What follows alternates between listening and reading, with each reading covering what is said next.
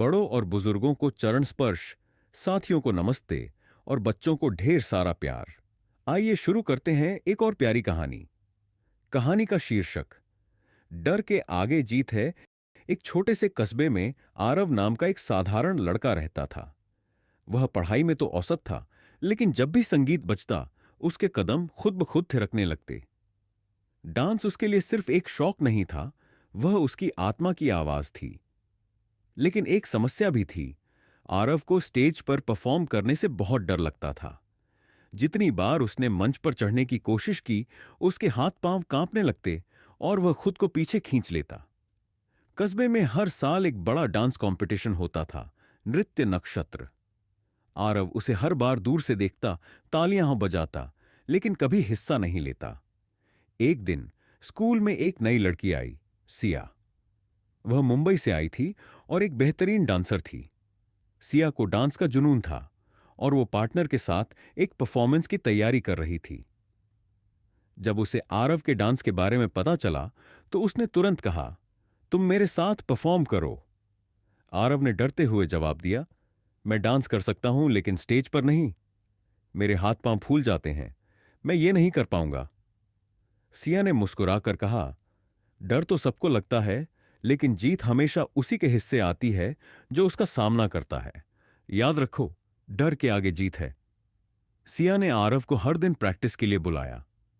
शुरू शुरू में आरव हिचकिचाता रहा, लेकिन धीरे धीरे उसकी झिझक कम होने लगी।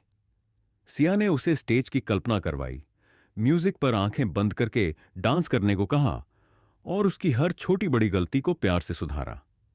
आरव को पहली बार महसूस हुआ कि वह सच में कर सकता है। कंपटीशन का दिन आया। सैकड़ों लोग ऑडिटोरियम में बैठे थे। आरव का दिल जोर जोर से धड़क रहा था। उसने पर्दे के पीछे से दर्शकों को देखा और घबरा गया। उसने सिया से कहा, मुझसे नहीं होगा। सिया ने उसका हाथ पकड़ा और कहा, आरव, आज अगर तुम डर से भागे तो यह डर तुम्हें जिंदगी भर डराता रहेगा। लेकिन अगर आज तुम इसका सामना करोगे तो यह डर हमेशा के लिए खत्म हो जाएगा। मैं तुम्हारे साथ हूं। स्टेज पर रोशनी पड़ी, म्यूजिक शुरू हुआ और आरव के कदम अपने आप चलने लगे। उसकी आंखों में आत्मविश्वास था और शरीर में लय। हर स्टेप में वो डर पिघलता गया और जीत आकार लेने लगी। जब परफॉर्मेंस खत्म हुई, पूरा हॉल तालियों से गूंज उठा। जज भी खड़े होकर ताली बजा रहे थे। उस दिन आरव और सिया को पहला स्थान मिला। लेकिन आरव के लिए सबसे बड़ी जीत यह नहीं थी। उसकी असली जीत थी अपने डर को हराना।